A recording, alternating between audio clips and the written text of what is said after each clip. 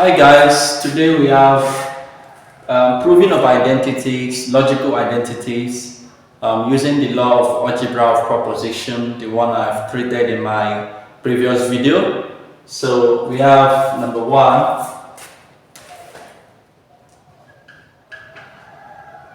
solution. To prove that P or Q and negation P is equivalent to negation P and Q.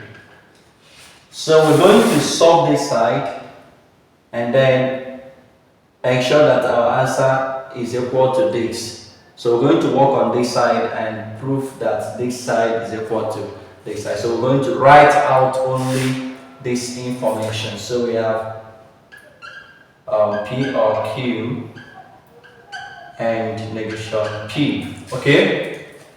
So the first thing to do is to apply the commutative law, which says that P and Q is the same thing as Q and P. That's the commutative law. So we can start with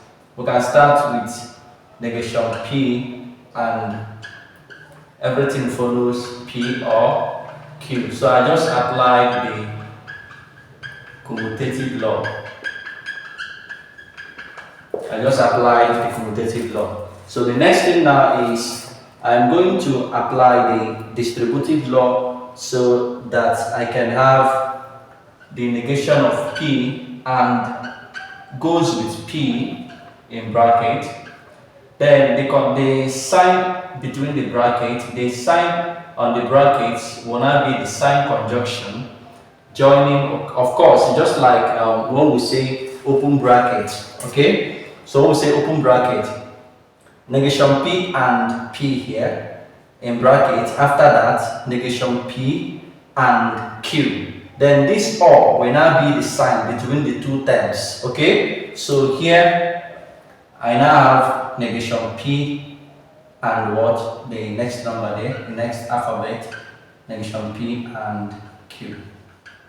Okay, because the law of distribution, that's the distributive law, says that P and bracket P and Q, let's say Q or R. Okay, before you make use of distributive law, ensure that the conjunction sign, that's the logical connectives here and here, are not the same. If you have and here and you have or here, you know that we're going to work with distributive law. Okay, so now this will give us P and goes with Q.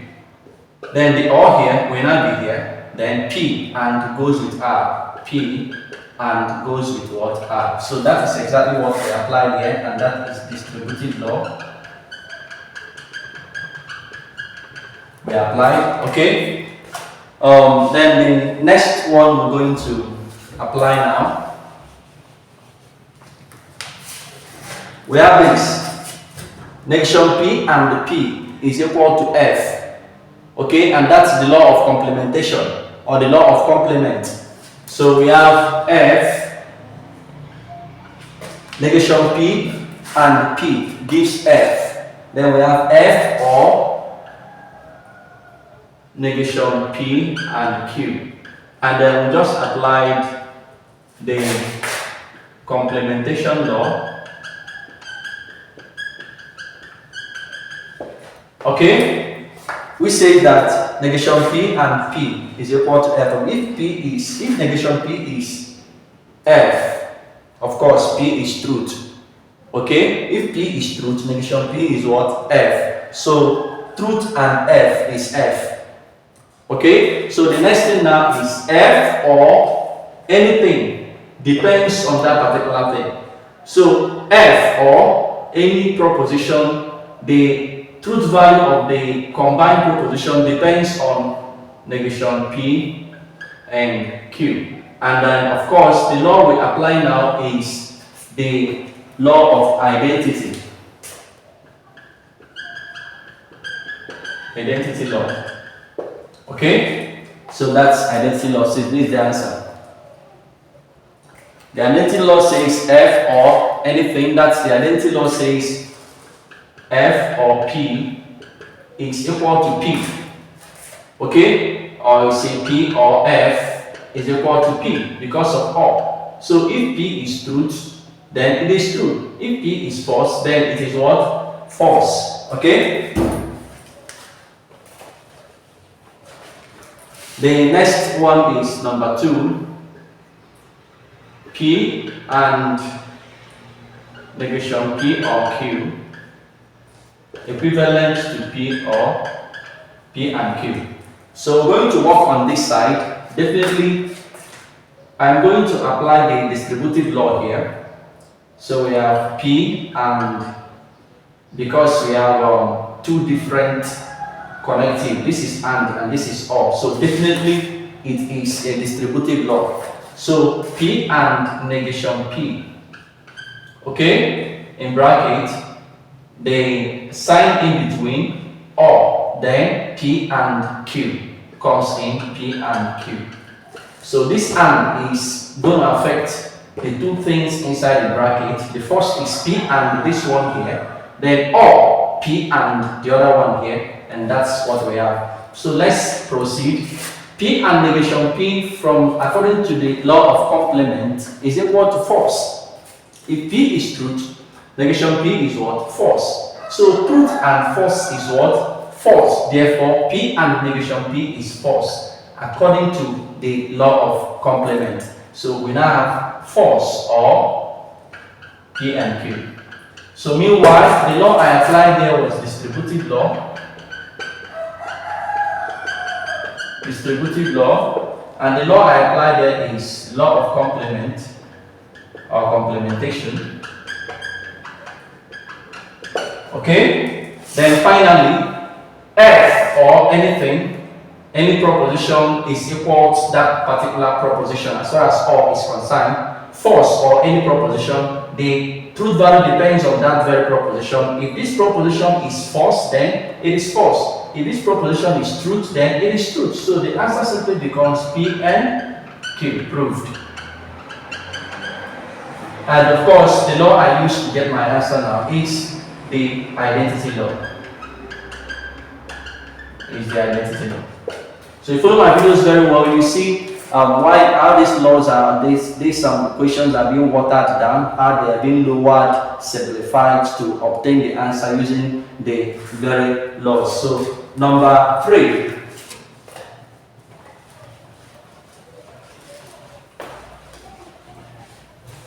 Of course, the third law says P and Q is equal to negation of negation P or negation Q.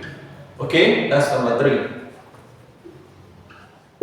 So we have P or Q, and we're going to work, of course, this side is already simplified, so we're going to work on the left hand side. So of course, this is equal, if this is equal to this, it means that this is equal to this. So therefore, I can present this question as to prove that the negation of negation P or negation Q is equivalent to P and Q. So starting from this side, we have the negation of course, we're going to use the Morgan's law here. So when you bring out the negation outside the bracket, you're going to change the sign in between to the opposite. So if it is or, you change it to and. So I'm about to bring out this negation now. If I bring out this negation, I'm going to have P, the or change to what? And, then Q.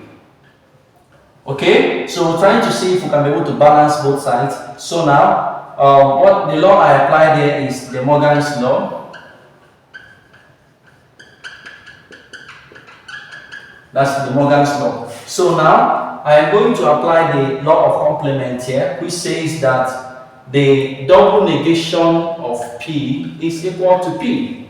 Therefore, the double negation of P and Q is the same thing as P and Q as the answer, and that is what the law of complement says. That's the law of complement as well. Okay, then the next one we have We have number 4. Number 4 says P and Q, or negation P, is equivalent to negation P or Q. Okay? So now we're going to work on this side. But the first thing we're going to apply here is the commutative law. So we can start from negation P. We will start from, we have negation P or bracket P or Q. Alright, and that is the commutative law. The commutative law, okay? So we have the negation of P or P. That's, we're going to apply the distributive law now. This or this is something as this or this, that's the commutative law. So now distributive law we have, because this is or and this is and. So definitely commutative law is going to what? Work. So the commutative, the distributive law is going to work. So negation P or P. And the first, the conjunction, the sign inside the bracket is and, then negation P or Q. Negation P or Q.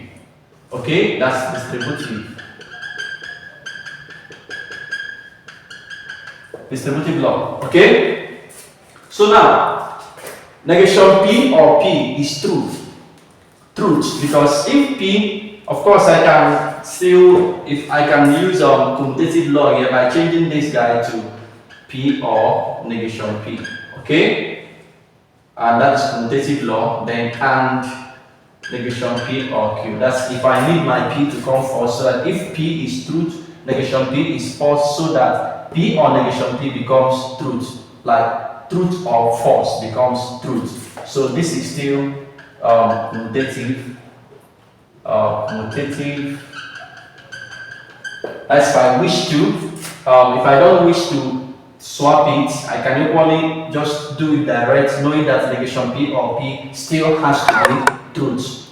Okay, so we have truth or negation P or Q. Okay, and of course, what I use there is the complement